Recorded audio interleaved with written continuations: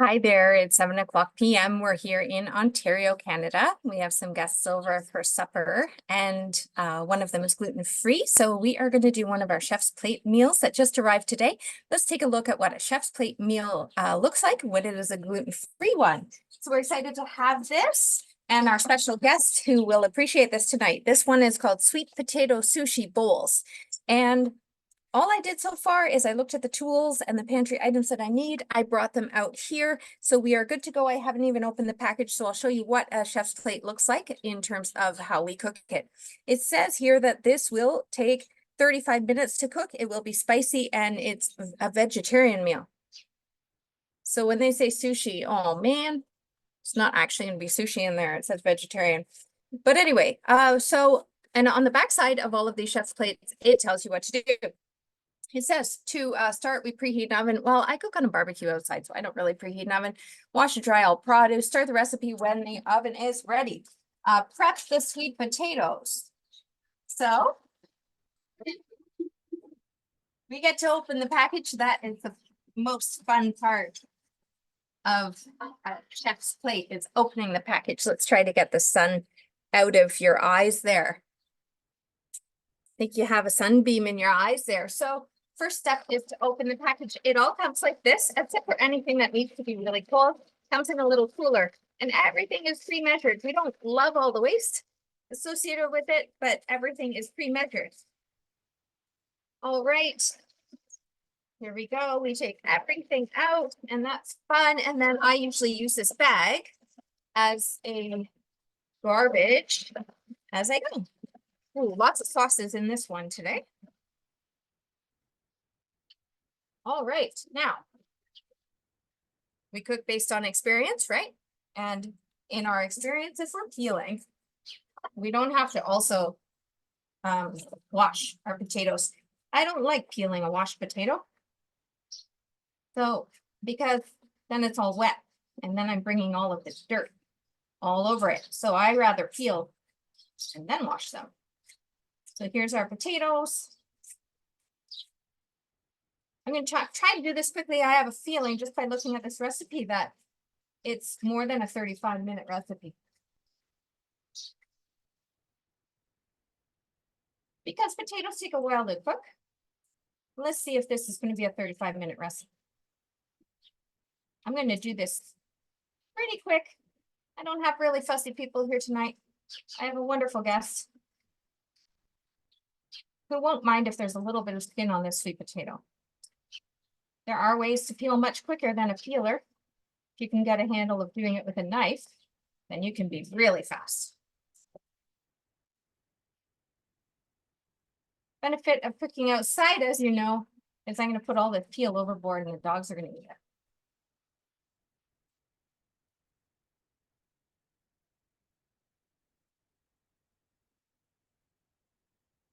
That's a lot of sweet potatoes.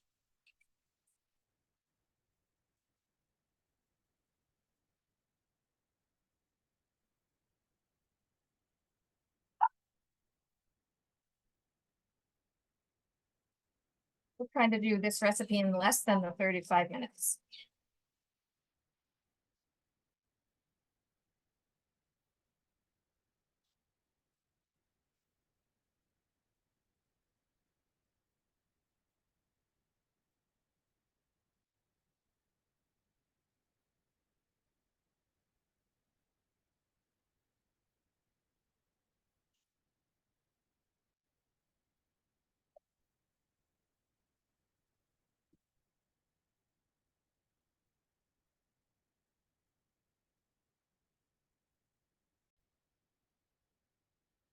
We will wash off our sweet potatoes.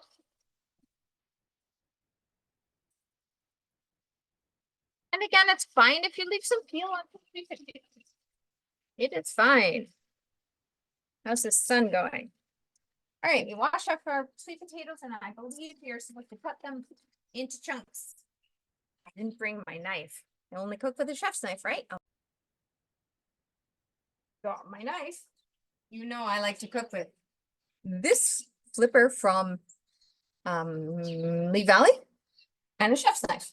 All right, I think what we were doing is cutting these into little squares. Kind of dicing them into half-inch pieces. So to dice a sweet potato into half-inch pieces, you're going to make them into sort of fingers. And then from those little fingers, you can dice them. Sweet potatoes are definitely harder to cut through than regular white potatoes or yellow flesh potatoes. I love yellow flesh potatoes. That's what I prefer to cook with. You have sun in your eyes again. I also have an extremely dull knife. Usually I'm used to cooking that way. All right, so I've cut them. You're gonna first cut little flat things like this, and then you're gonna cut those into fries. Okay, cut those into fries, and then from your fries, you just cut them again. And that's how you dice 1-inch pieces. So this recipe wants you to do that as quickly as possible.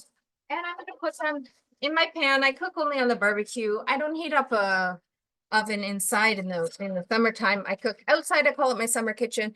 This is a pan that I bought at Value Village that fits my barbecue well. So I'm just gonna throw them directly in this pan. I'm putting them on parchment paper because I don't want them to stick. That's nothing to do with the fact that I'm cooking them on the barbecue.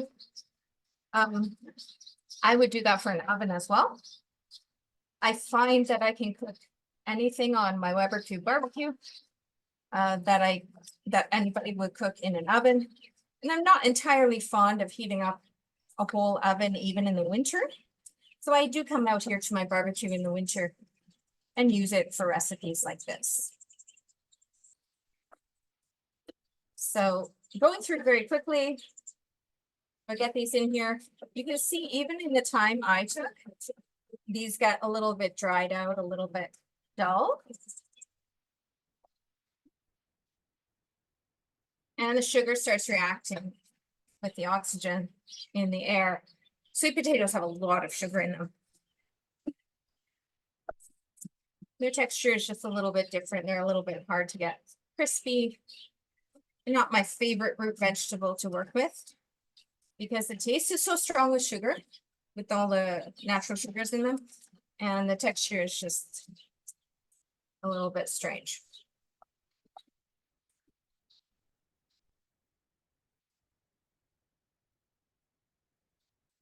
I have a dog right under me waiting. I'm not sure if you can see that.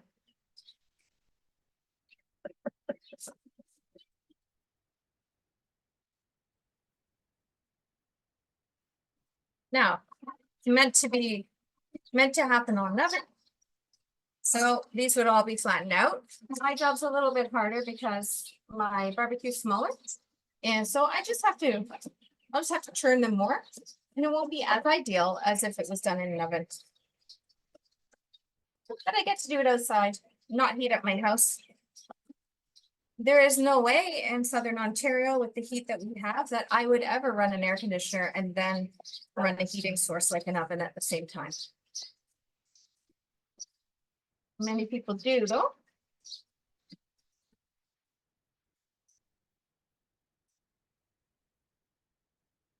I actually have a gas powered oven out here as well to hook up. So you'll see that a little bit later on in life, maybe. All right. So those are my diced sweet potatoes. And I'll put some oil on those and then I'll stick them on our barbecue. And the barbecue is actually where you're sitting. So I'll just move you over here. And maybe now you have a view that's a little bit better, actually. There you go. There's a view that's a little bit better without any sun in your eyes.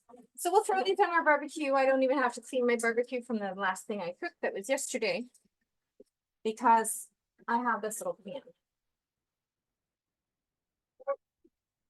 My barbecue no longer has an automatic starter working, so that's fine. I just reach in there like that.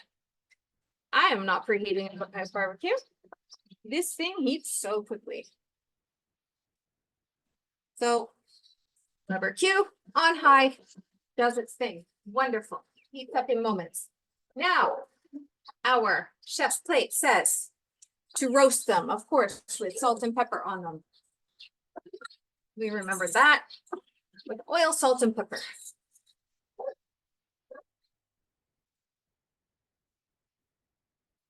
And it says for 16 to 18 minutes, but basically let's just roast them until they're good. Remove from the oven, and then we will put a ginger sesame spice blend. This is what I love about Chef's Plate. They put together these nice blends for you. I tend to think that Chef's Plate is a little bit over seasoned, very, very, very salty. So, you know, if you're using this video to judge if you like Chef's Plate, I would say that they're a little on the high sodium side.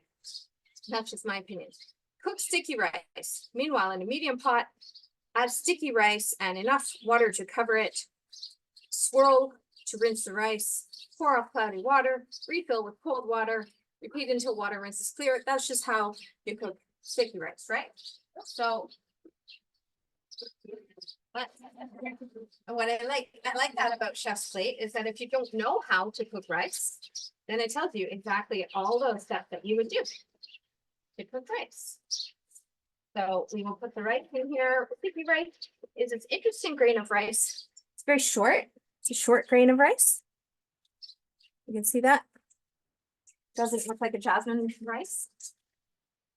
Not really my favorite thing. I like a jasmine rice that's really, you know, clean and separated, but sticky rice makes sense for a sushi recipe. So put enough water in.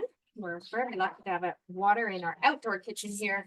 If any of you are watching not from Canada and you say, oh, in Canada they have water outside. Most of us don't have water outside, and I do feel myself very privileged to have this. So I put water on top of the sticky rice, and I see that the water goes cloudy.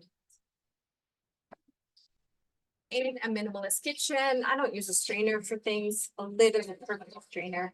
I love this little vintage pot. These vintage enamel pots have wonderful lids that have like a groove on them. So there we go. We're going to rinse that off. We're going to put some more water in. We're going to swish it around. We're going to see if it's cloudy. Still pretty cloudy. I'm going to put our nice enamel lid on. We're going to rinse that off again.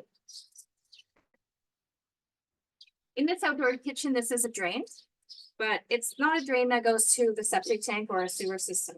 This is a drain that goes to a French drain. I'm adding more water, swishing it around. A French drain is pretty much just a trough that is dug into the ground. That trough has an O-tube in it, and the O-tube has holes in the O-tube. So when liquid goes down that O-tube, it permeates into the ground through the holes of the O-tube. And it does so slowly so that it'll all get absorbed. I don't keep the tap running to abuse your system, and I don't really put a lot of food down it. Right now I'm putting kind of cloudy rice water down it, which is fine. And once a year I put septic starter inside that drain, just to get anything, you know, just to start helping break down and, you know, make a friendly environment for some bacteria that'll break down anything I put down in that drain. All right.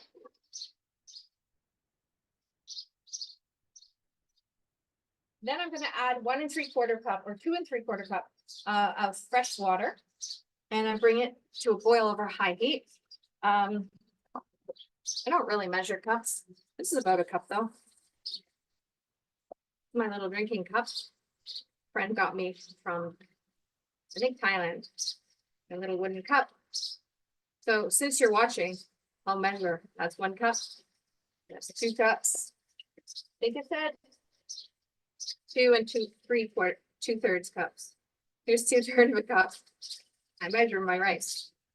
All right. Outside here, I'm in a bit of an in-between phase where I don't really have a good cooking element. I'm cooking on this electric oil range thing because I haven't hooked up the gas grill.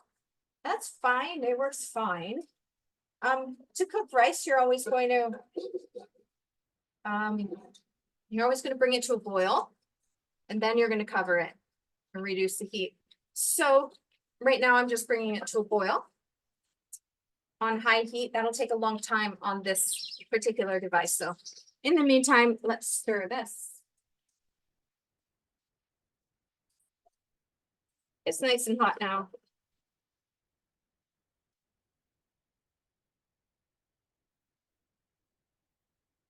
A really quick and easy way to stir is actually just to use your hands. And for that, it's much quicker than actually getting in there and stirring.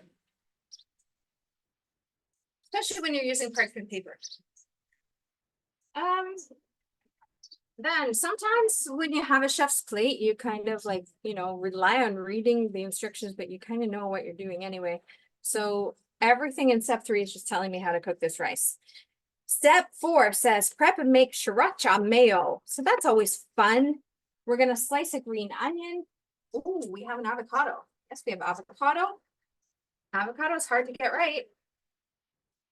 Feels pretty good.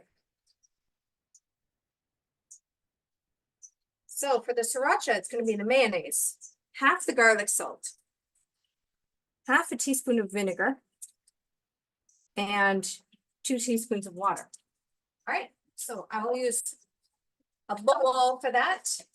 It's going to be the mayonnaise.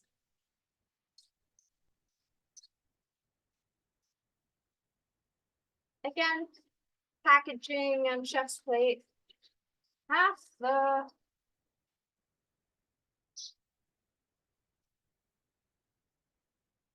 sriracha sauce. Like a hot sauce, I guess. Yes, it is a hot sauce. I put it all in because it's hot sauce. Half the garlic salt. I guess we're going to save the rest of the garlic salt for something else.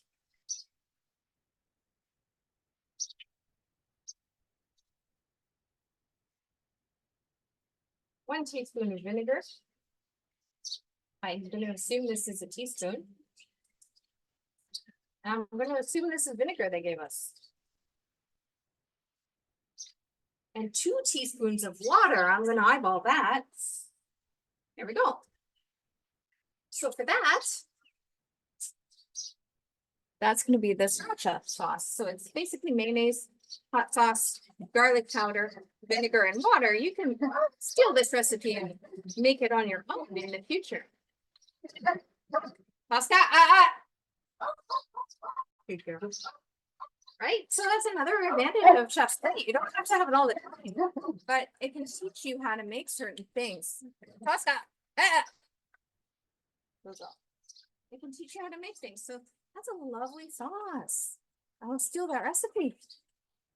Go on lots of yummy things.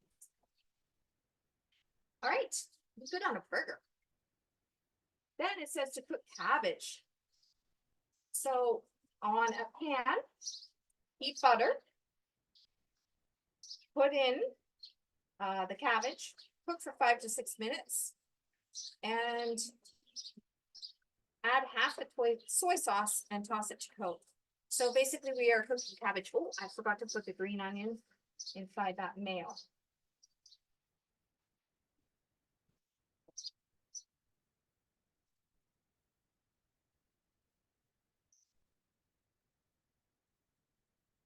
Supposed to only cut the green part of the green onions, but that wastes the white part. So I'm going to take the white part and just sneak that in with my sweet potatoes there. All right, so then we're going to cook this cabbage.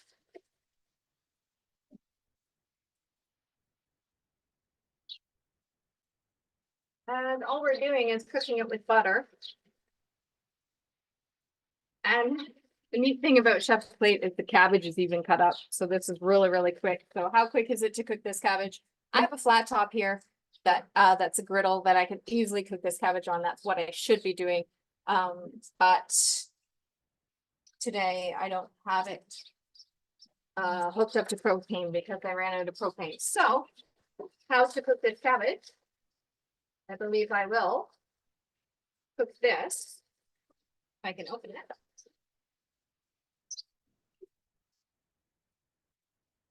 Always the way. So what I'm gonna do is I'm gonna take this rubber barbecue. I have space on both sides, and I'm going to make myself a makeshift tinfoil baskets on each side to wilt up this cabbage, because cooking cabbage isn't really that hard. You only have to wilt it. So I'll go and get some tinfoil. People tell me that we have strange accents in Canada and we say some words a little bit strange. I think tinfoil is one of them. So in Canada, we call this tinfoil. I think in the United States, we call this aluminum foil. So if any of you were wondering what I'm about to get, maybe you call it aluminum foil. So I use aluminum foil all the time on the barbecue when I simply just don't want to, like, I don't want to use a dish, or I'm doing something with a different shape. So I literally just make myself a dish out of tin foil, not aluminum foil. There we go. There's my tin foil dishes. Oh, my rice has come to a boil, which means I put the lid on and I turn it right down to a simmer, and that's how you cook rice.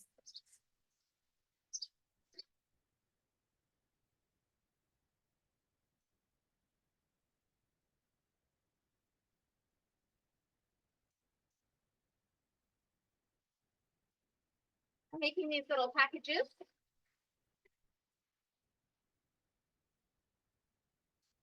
And they're gonna boil away in butter. It's gonna be really yummy. I'm gonna snug them on there. Snug them on this. We do not need a barbecue bigger than this.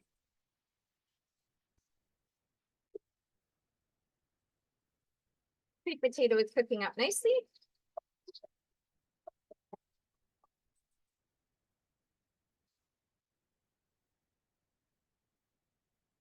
All right. I believe onions showing the sauce. Now the sauce is ready. The rice will be ready momentarily.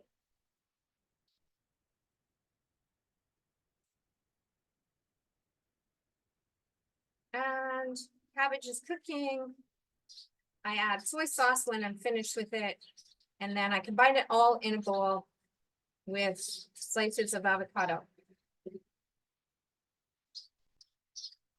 Now, I'm quite impressed by Chef's Plate. It's hard to get an avocado perfect for tonight's meal, but also this is a box of food that could be across 7 days, right? So I can serve this avocado tonight, probably good tomorrow and the next day as well. So well done, Chef's Plate, for getting an avocado right. Sometimes we can't even go to the store and get this right in one day, which I literally did today. Went to Costco, got avocado for a recipe that has to be made at 9 o'clock tomorrow morning.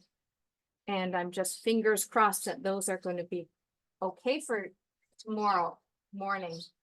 And you know what? I think Chef's Plate did it better. So I think for tonight's supper, I'm only going to cook one of these. I'm going to save the other one for my recipe that I have to, well, it's actually that my son has to do at 9 o'clock tomorrow morning, just in case our Costco ones didn't make it. So thank you, Chef's Plate. This is my final step then. I mean, it's slightly right, but it's not bad. Well done.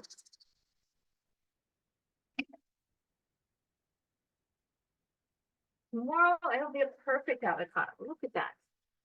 It's perfect. Good. Well done, Chef's Plate. This was delivered today.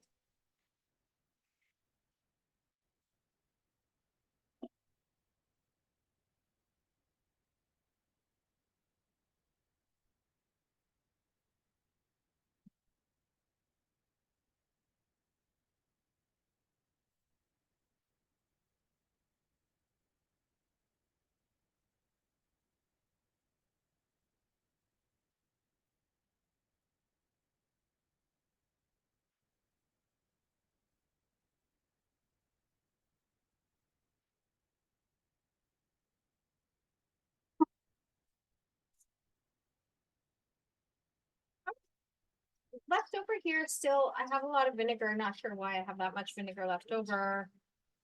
I think I've got too much, and I have 2 soy sauces in those soy. Oh, and I have the spices for the sweet potatoes. So sometimes I go a little off script. I mean, it's impossible not to, or else you would never cook your supper in time if you read every ingredient. And I'm not sure how many minutes we are in here, but here we go. I forget if it said all of that or half of it, but there we go. I'm seasoning the sweet potato. And I really can't stand stirring things like that. I don't have my pot holders out here. You need your pot holders out. So again, this is the beauty of parchment paper at the bottom, is that this rolls all of them.